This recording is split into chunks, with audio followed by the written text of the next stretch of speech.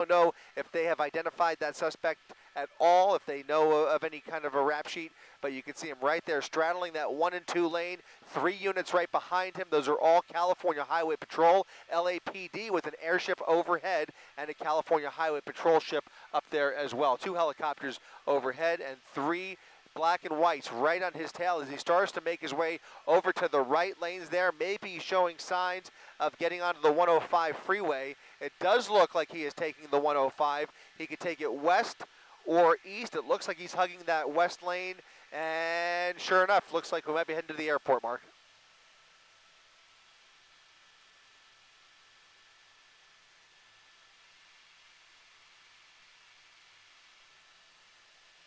They have free reign up there. They can follow him very closely. As long as we stay on the perimeter here, especially if he's on the 105 freeway, we hopefully will be able to maintain a visual as well. But at these speeds, catching up is part of the problem. These motorcyclists always have the advantage because of their speeds. Sometimes those ground units, especially with any kind of traffic, have a very difficult time unless they are chippy units on those motorcyclists themselves. Then they have a better shot. But at nighttime, at these speeds, even on the freeway, can be very, very easy for these guys to get away. And he had so many opportunities to hide out and dump the vehicle, dump the bike in the downtown area. It was a little bit surprising when he came out the other side and got on the 110 freeway, but he seems to be going for it, and he is now maintaining 105 westbound. As you can see, CHP coming at him from a number of different angles, and just about a half mile up ahead here, he has created a little bit of distance between those primary units. You know, we started with about 3 units behind him. Now we've got upwards of a half a dozen trying to catch up here. So they are committed to this pursuit if he continues this continues in this direction at these speeds. I think speed is really the big concern at this point, Mark.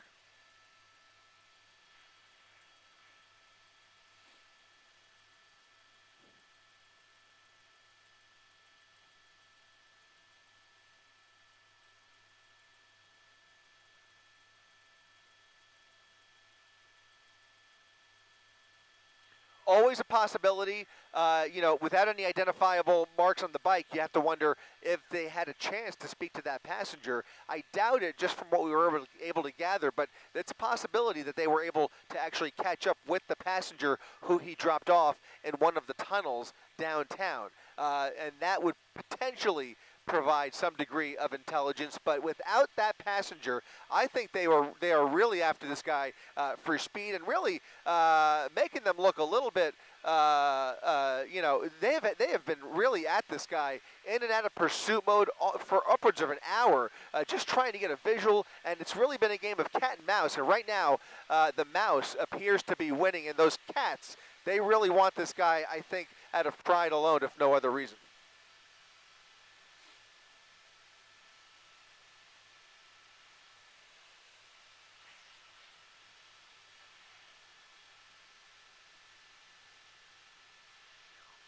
Right, exactly. He's splitting lanes. He's all over the paint, and you can see him now pushing, really twisting that wrist. They're now upwards of 115 miles per hour as he tries to create even more distance.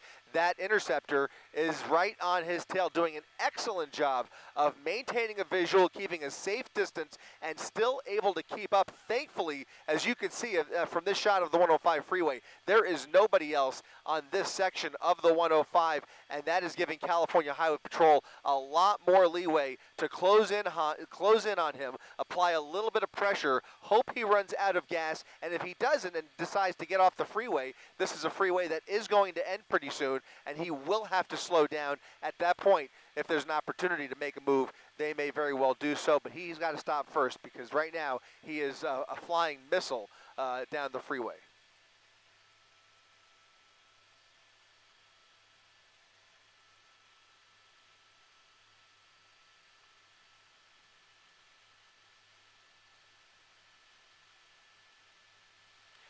Yeah, really making use of all those lanes. Both the suspect and the CHP unit there really taking every bit of advantage and trying to just catch up with them and really not letting up at all. I mean, it's so easy to lose this guy at this point, even with the helicopter up there. Right now, you can see they've got the night sun right on him. But if that helicopter has to go get fuel, then it's going to be up to those ground units, and they want to be close in proximity.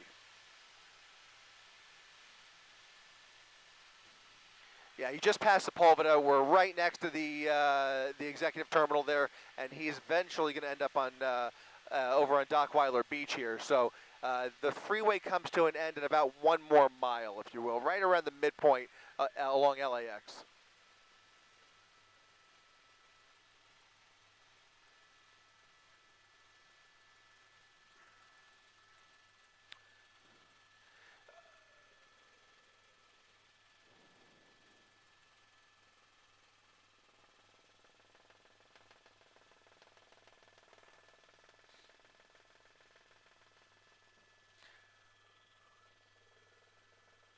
Right. Well, they just got a couple less lanes to work with here. The freeway has just pretty much ended. They're essentially on what you would consider a service road, the exit ramp here that parallels the LAX campus, and then he will be on Vista Del Mar, which is the coastal highway here, right along the west side of LAX, and you're going to see that here in just a second as he approaches the beach here in El Segundo in the El Porto area. He will have a choice to either go north or south on Vista Del Mar, but already starting to slow down here, slowing down into the 60s. He's going to come to a stop here in less than a quarter of a mile. Right now, law enforcement, both on the ground and in the air, closing in on him and maintaining a visual. That night sun lighting him up, lights and sirens blaring, no traffic along this stretch of Imperial Highway, and we'll see here in just a few more feet what he does at Vista Del Mar at Dockweiler Beach.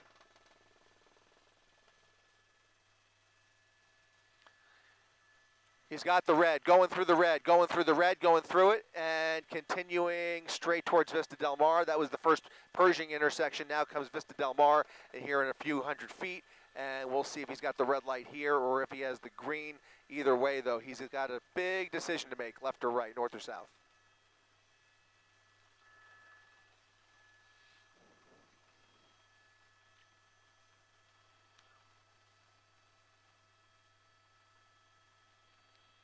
Doing the U-turn.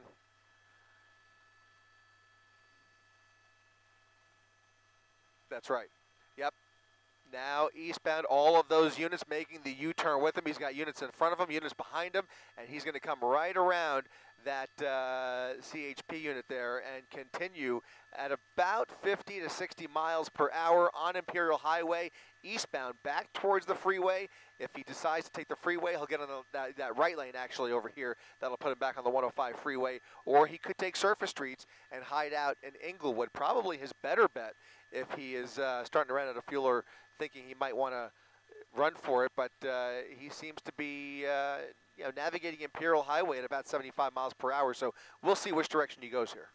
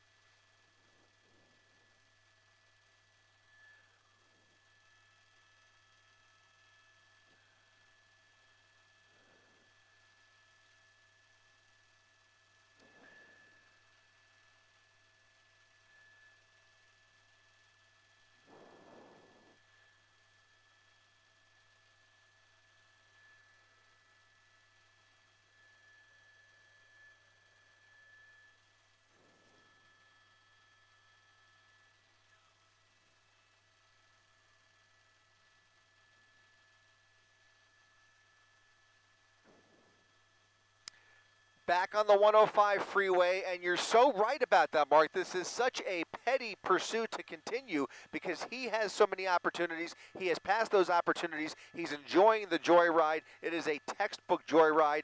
They are just trying to catch up with him. But the problem is, even though it doesn't seem as dangerous as it was earlier, even on these empty freeways, one wrong move on his part, and he could really, really get hurt, and this can turn ugly. Even with the little traffic that there is out there, it just would be so much better. There's no reason that this should not come to a peaceful resolution tonight. Everybody could go home absolutely safe.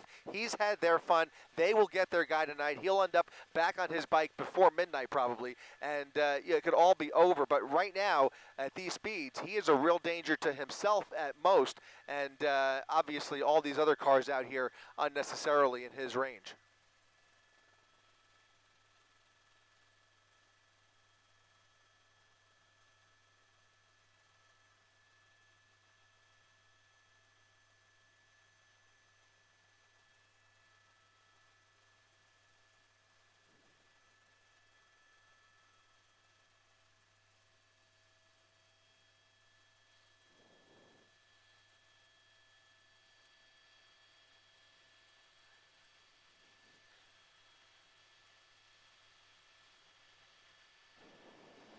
Yeah, that's right. Eastbound 105 freeway coming up on Prairie Avenue.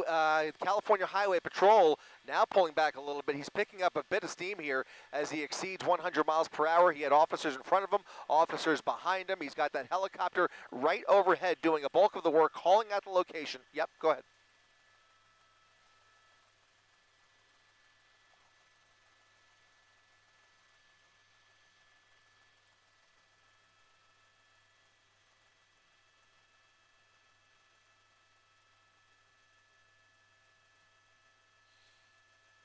Yeah, just continuing eastbound here on the 105 freeway, picking up steam and leaving the work to the helicopter overhead here, who is doing yeoman's work right there with that night sun, really keeping that sun on him. I mean, really, I can't tell you, Mark, how difficult it is to operate those night suns. Obviously, these guys do it for a living, lots of practice, lots of experience, but it is not easy. It's a very cooperative effort between the flight operation, the flight tech up there, the flight tech officer, and the pilot and the pilot seat, working cohesively to keep that night sun on him. It's about 10 times harder than it is up here in Air 7, just keeping the camera on him. It's really not a very nimble gimbal like our camera. It's very jerky and it's very hard. And these guys are really keeping a motorcycle that's doing well over triple-digit speeds right in the crosshairs there, and really allowing those ground units to back off safely without risk losing the suspect. They're going to make their way through here, but with all this traffic and him picking up steam, that helicopter really is doing a lot of the work here. And it does look, by the way, as I look off the nose just past the 110 freeway mark in the next half mile, there either is a traffic break or a traffic accident that has the 105 freeway all jammed up just to the east of the 110 freeway. So he's about to encounter a whole row of brake lights in about the next 40 seconds. Okay, well, we'll see what he does. As we pointed out earlier, if a bunch of cars are stopped, that doesn't necessarily stop him because he can split the lanes. It does stop. It would be an impediment to the pursuing officers who are in vehicles.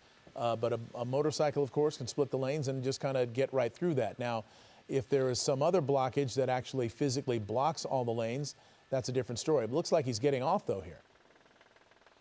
It looks like he is indeed getting off at the 110 freeway, and I think this is going to put him on the southbound side. That unit right there was ready for him. I don't know. Well, yeah, he just was kind of, that might have been a coincidence, or he was looking for, actually he's ending up on the northbound side, taking the northbound side of the 110 freeway. So he took that transition, got off the 105 freeway, beat all that traffic. There was a CHP unit right there at the exit at the transition, and he has now transitioned fully onto the northbound side of the 110 freeway. Again, retracing his tracks from earlier, just about 20 minutes ago. He was right here along this stretch of the 110 freeway and has now established a northbound ride straight back into downtown LA potentially. Mm-hmm. And my understanding is, based on what we're hearing from our scanners and also observing, there might be 2 law enforcement helicopters involved with this, the LAPD and the sheriffs. Have you been able to determine that? Yes, California Highway Patrol, and it's either sheriff or LAPD. It is sheriff. So sheriff and CHP both helping each other out here. Mm-hmm. They have one helicopter at low level, and then they have another helicopter at a much higher level, and they're really just keeping their space and communicating with each other and kind of taking turns and directing those officers on the ground. Obviously, one is there to relieve the other if he does have to go back for fuel. This is obviously a California Highway Patrol pursuit, they are the lead agency. That sheriff's helicopter is strictly helping out. Right now, you can see those CHP units hot on his tail again. Once again, northbound side of the 110 freeway, doing triple-digit speeds. We're going to try and catch up here. This is where it gets challenging, even for us up here in Air 7 with a cruising speed of 110 to 120. It can still be tricky to follow these guys and keep up with them. We're going to be making our way back up there now that we've got clearance from the control tower. And you can see him now hugging that #1 lane mark on the northbound side, just past 80th Street. All right, just past. And so does this put him on a potential path to the 10 freeway? Or no, he's at Florence, so that's still up ahead He's quite a bit. Halfway, yeah, halfway between the 105 and the 10 freeway. And now well, we'll see if he takes either the 10 freeway, which he has not taken the 10 freeway yet this evening. He took the 210, I believe, out from Covina and then into downtown LA. Maybe he was on the 10, I'm not sure. But in this part of the city, he has really been mostly on the 110 freeway. And then once he gets downtown, he's really opted for those surface streets. He was very comfortable weaving and zigzagging his way through downtown LA, streets that were completely random turns. I doubt he knew where he was going, but he was just trying to blend in with those buildings. He eventually found a tunnel, dropped off his passenger, and for whatever reason, led us back onto the freeway all the way down to Inglewood, as you mentioned, and then back out here towards the 110 freeway. So we've covered a lot of real estate, but for what reason is really anybody's guess. Again, just tells me this is a textbook joyride. Yeah, it does seem that way because he's slowing down now, it looks like. Or maybe it's an optical illusion, but it doesn't look like he's going nearly as fast as he was. Now he's entering the double-decker portion of the 110 as it gets over toward University Park, Exposition Park, where USC is, and approaching downtown, south of downtown. But we're watching him continuing northbound with at least one agency directly behind him and two perhaps monitoring him from the air. That motorcyclist initially wanted for not having a rear plate, a vehicle code violation, but he didn't pull over, and the chase was on. That's right, and those charges started stacking up immediately, ranging from speeding, felony evasion. We haven't seen any property damage. We haven't seen or heard of any kind of injuries. But once you get into this more congested area, and especially during the downtown part of this chase where we appear to be heading back in that direction, when he was on surface streets in downtown, he was driving very recklessly, Mark. He was going the wrong way down one-way streets with very high potential for collateral damage and at extreme speeds at that. So he was taking a lot of random turns through red lights, ending up on one-way streets, and the charges, as I mentioned, just really have started to rack up on him. So they'll be able to throw a lot at him once they finally get him in custody. Let's just hope for his sake he ends up in custody alive, because at these speeds, anything can go wrong here. He keeps looking back on his bike in the direction of those officers, and every time he takes his head and his eyes off the roadway, you just shudder to think about one wrong move. Right. Well, here he goes now, speeding up, definitely speeding up as he gets heading toward the 4-level now, the 4-level interchange. Oh, no, that's the Santa Monica freeway. Okay, I'm a little ahead of myself, I guess. Yeah. But this is the 10 here. 10 freeway first, and then the 4-level coming up as Right. he makes his way past downtown LA. He'll eventually hit the 4-level. At one point, he actually did take the 101 freeway, started hinting at maybe going into the valley, turned around again, got back on the 110 freeway, started to look like he was going to go up towards Pasadena, turned around again. He's been looking at different... That was earlier, by the way, when he had a passenger on the bike. Eventually, he found a tunnel, dropped off the passenger, as I mentioned, and he's just continuing the ride of his life here, because I don't see this ending any more than one of two ways. And so let's just hope it is the most peaceful way possible as he starts to run out of fuel and will hopefully surrender peacefully regardless of what time it is. But CHP dedicating these resources, and actually I believe both of the helicopters, I understand now, are actually LA County Sheriff's deputies. So two sheriff's helicopters helping out CHP on the ground there, Mark. Wow, and now he's back in downtown. Looks like he's getting off. I think that's the 3rd Street off-ramp. Is that, at any rate? It's going to parallel. It could put him back. He could take one of the streets, 3rd or 4th Street, or he could end up back on the 110 freeway. It looks like he is taking the turn onto 4th Street. Yes, taking 4th Street now into downtown, Mark. I fear this is where we're going to start to have a difficult time, because for almost an hour, he was doing circles right here in the streets in this shot, and we barely even caught a glimpse of him, only because it's so congested down there. There are so many hiding spots, so many tall buildings. He was dipping in and out of parking garages looking for any place to dump the passenger. What we have not seen him do is just dump the bike. Dump the bike and run, because that is his real, I mean, especially downtown. Just get rid of the bike, go for a walk, let everybody go to bed and go home safe. But if he continues, they will continue the chase with him. But on several occasions during the downtown portion of this chase earlier, they had to put it into surveillance mode and pull back completely. They would cancel it. They would re-engage, cancel, re-engage again. He was, like I said, a typical game of cat and mouse. And this mouse appears to be winning. All right, and as we pull out here, and it looks, we don't see the night sun hitting anything in particular right now. I thought I saw it kind of circling around as if they're trying to pick him up, but he may have evaded them because we're not seeing anything in particular yet, although I may have spoken too soon. We'll see. But yeah, that sheriff's helicopter, he's just basically orbiting just to the east of the 110 freeway. Now he's making his way a little bit further over here. He might have a visual.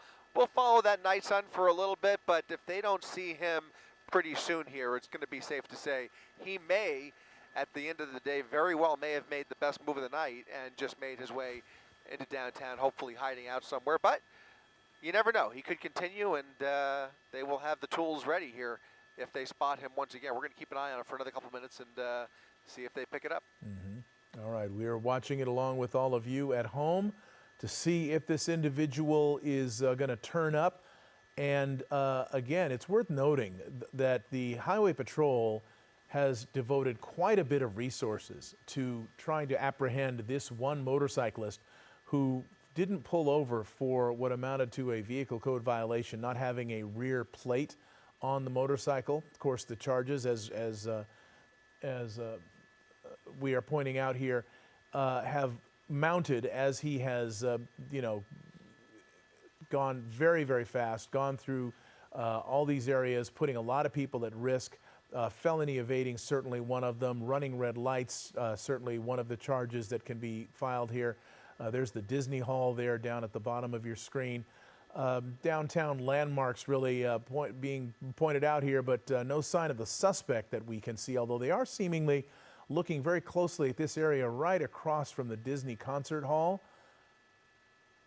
Yep, right next to the Broad there, you can see more units pulling into the area, so they may have isolated the general vicinity, but right now, that night sun appears to be in search mode as they try and figure out if indeed he has pulled underground or into a parking garage, or if he comes out one of these streets. So they'll do a few more orbits.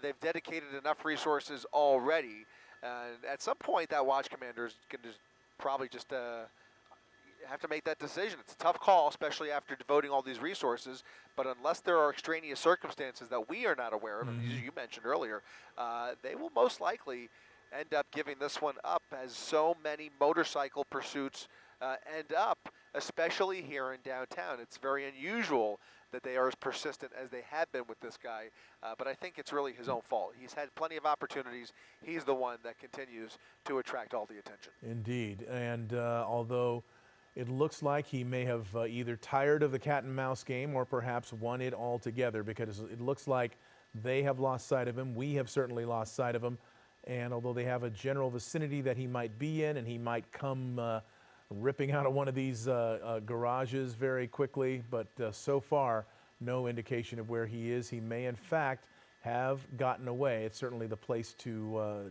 do it, especially in a motorcycle. So I believe we're going to cut our coverage at this point. Chris Christie, great job up there.